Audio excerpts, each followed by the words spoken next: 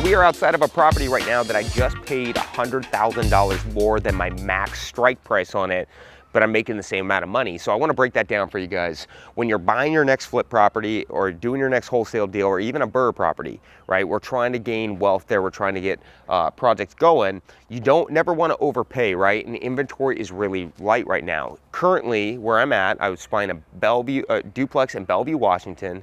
There is 0 for sale, and there's only been 3 sold in the last 18 months. So not a lot of inventory in this area, but it was something that I needed. Also, I wanted to get something with some value add, because anything I buy, I never buy turnkey, I never pay market. I want to create value so I can get those big equity pots. But why did I pay 100 grand more for this property? So originally I came in pretty hot and I offered them a 10-day close, all cash, and we were gonna pay $1 million for this property. Again, it's worth 1.6. It was giving me my margin, but that was gonna require me to take it down with hard money financing. That's 2 points, 12%.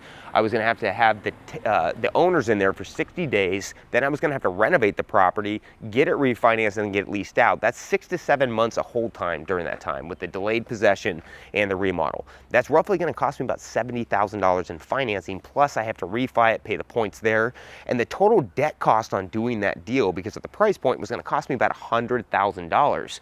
Now, what I did instead, because I really did want the property and I saw that it has huge upside for later, you know, this is definitely something I'm going to be trading out for a bigger complex. But the reason I really wanted the property is because I had that need. So instead of going back and saying, hey, I'm stuck at my price, I can't budge anymore, because the seller was stuck at their price at 1.1 million. They said they cannot go below that. I'm at $1 million. We have to figure out how to bridge the gap. So the solution I gave them was I was going to still give them the delayed possession. So the solution I gave them is I was still giving them a delay. We delayed the close. So instead of them needing 60 days to move out prior to me, after I close, I'm now structuring my close when they move out. In addition to save on the hard money costs, I got them to commit to letting me renovate the property. That's what we're doing right now. We're about ready to landscape it. We have new fencing going in. We have a new roof going on. And then they're giving me an extra 30 days to close so I can get into the units, clean them up, and make them financeable. That's going to allow me to save about $70,000 in debt cost at that point. So it's a win-win. I'm buying the property for the all-in amount that I want to be in. I'm picking up a huge equity gain on that. The seller's getting the number that they want, so they're really happy with the deal. And because I talked to them about the math and why I couldn't pay that much for the property, they were being very reasonable, and we found middle ground.